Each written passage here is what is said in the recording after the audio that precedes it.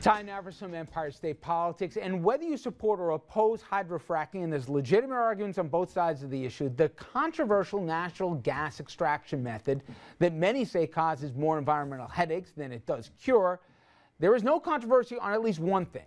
That years after saying he and the state would study the issue and make up their mind, the governor is still deep in stall mode. Now, you got the U.S. Energy Secretary appearing to be weighing in, noting that fracking brings prosperity where it's been approved, saying this is Ernest Moniz saying, the secretary, Andrew Cuomo should consider economic prosperity fracking has brought to Pennsylvania as he weighs a ban in New York. Okay, we agree on one thing, up or out for the governor. I mean, he should decide one way or the other. This is the only issue that runs into his left-right pro-gractionary thing.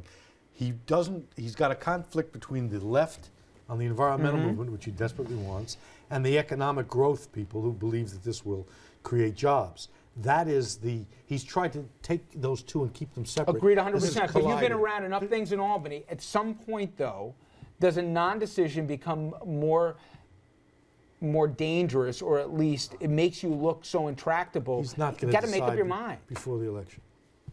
And why does he have to? There are only people like us and the industry experts that are focusing on. People wait. The general public is not focusing on fracking. How about fracking. the folks up there who are saying, are we going to do this if or you're not? in the district, that's true. Well, actually, that's true. There are a lot of ads. There's a lot of talk that it's a huge boon for business, and this is the kind of thing that New York is missing out on.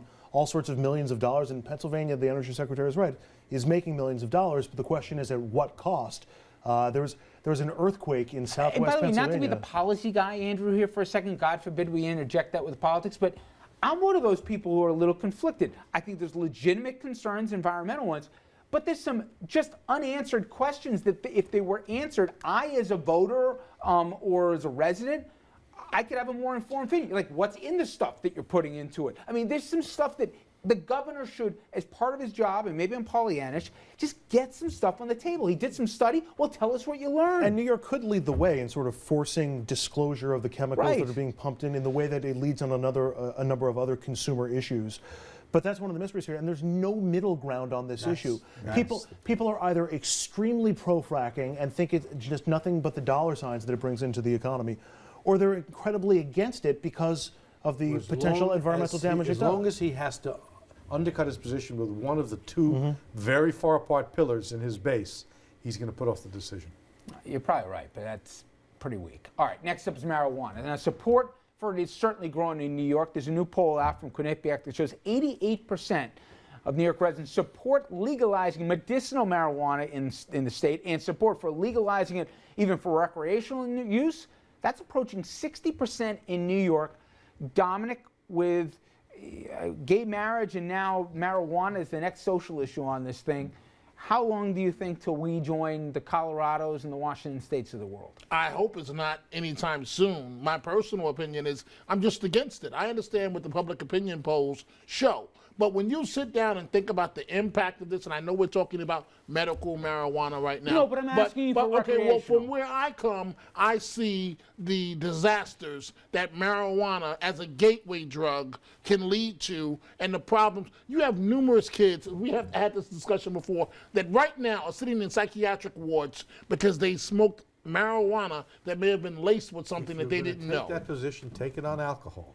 The amount of people killed by drunk drivers, the amount of damage done by alcohol vastly exceeds this. You can be a prohibitionist, that's fine, but don't select drugs of choice for Group A and let Group B get away with it. I'm not going to get into the debate on the merits, because the point of the Dominic's wrong.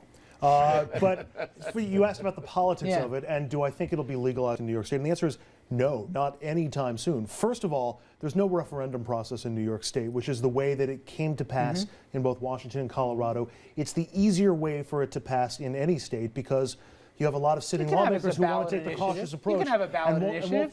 But we don't have medical marijuana in New York State in any viable sense, and we do in New Jersey and we do in Connecticut. We don't have MMA in New York State. I mean, it's not a very quick-moving state for social change. That's exactly wrong. It's extremely quick-moving when it wants to be a la gay marriage, a la a whole bunch of other things. How many times and how far behind the other states was New York on gay marriage? It was in the leadership. In it terms was of like the 11th state to pass. Legislatively, you're talking about the courts. Wait a minute. It's going to happen, but it's going to happen in a bogus way prior to the election, because the governor is going to stop by his administrative acts any hard charge on a legislative. But The tell me, votes wait, are medicinal. there. Why is medicinal marijuana taking so long here? I'm not talking recreational, just medicinal. Because it's lumped to the politics with recreational. People politically have not been able to make the been case. Now on the separated merits, almost everywhere look, else. the governor's proposal on medical marijuana doesn't work for most of the kids who need marijuana for medical treatments. It's only available, for example, for smoked marijuana that's been previously confiscated. Doesn't do any good for a kid who needs the active ingredient. Here's my question. Politically, there are arguments that conservatives will make here that say this is a revenue generator. Okay, forget the social issue for a second. That's the worst reason Fair in the enough. world to do this. I'm not trying to make the moralistic worst. argument. I'm trying to do the political math. Do you see on a recreational side, medicinal happens some way, some form, but from a recreational standpoint, It's generational. It's going to happen. It's generational. And All right. it's going to age in like Social Security. It's going to take a long time. I don't see it happening anytime soon. Well, at least we can put a couple of bucks on this and see who's right. I think less than 10 There years we it's going to go. be in New York. You Less with than me? 5. Less than 5. All right. Now, guns and jobs. Remington Outdoors, which builds itself as America's oldest gun maker, they're expanding, but not in New York. The company, which has a plant upstate, is creating 2,000 jobs here, but they're doing it in Alabama. The company CEO says that's not a reflection on New York's gun control law known as the SAFE Act, though critics of Governor Cuomo disagree.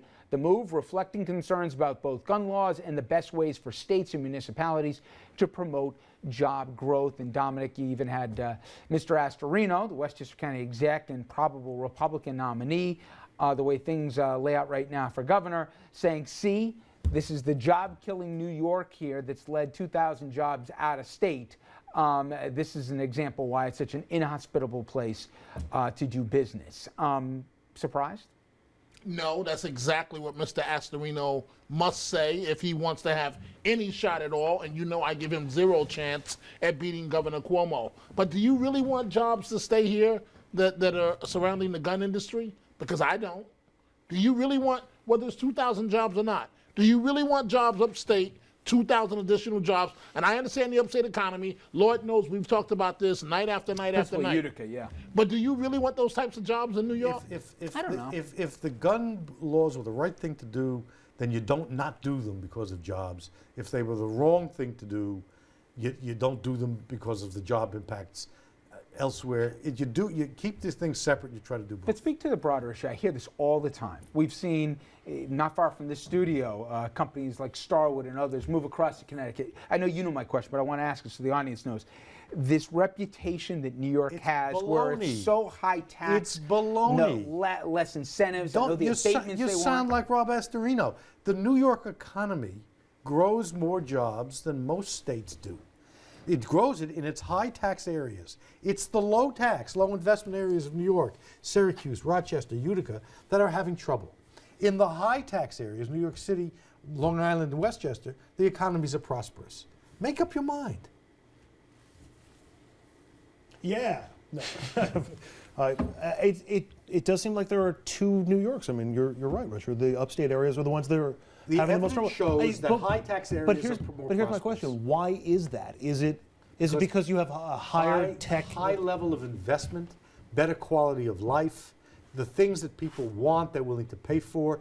They don't want waste. They don't want excessive government activity. But it does make sense if I, in theory, say, boy, if I could go to a low tax area, it would cost me less to produce my widgets, whatever those widgets happen to be. Why wouldn't I, as a business owner, move to where the widget production cost is lower? Because it is not the only these decisions are not made primarily on marginal tax rates. They're made for quality of life. They're made for See, I all the think kinds the of environments Remington for story. schools. I think the Remington story is different than the typical story when we're talking about job loss. If you look at the Kodaks of the world, right?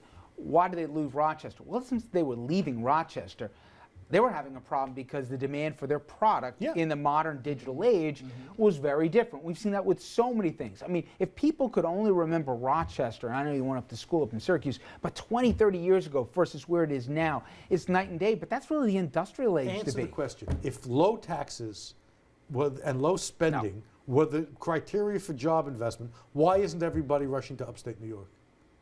It's quality of life. I mean, people. Then why don't are we want to freeze up bothering there. to make the case that it's Because something this will else? be one of the election components It that is- Astorino will go around Central, It's Western, more upstate Tea New York and Party say, nonsense. see? And it's what you may qual- think it's nonsense. I'm telling you, it's going to be one of the And election. he's going to lose 60-40 as a result. No one really believes it anymore, except a hardcore of ideologues. In practice, you can attract business with reasonable rates of taxation and investment if the quality of life in your community is good enough. Okay, I've got a subject, though, that has nothing to do with upstate or downstate. This is every community. We all complain, myself among them, about the ceaseless snow, it seems, in every single time. Well, in addition to the headaches and all the delays and all the source that we get, there's also the costs. And if you want to hear one thing that Republicans and Democrats agree upon is, yes, I said that, is who's paying. Right, Soros. I'll say Soros.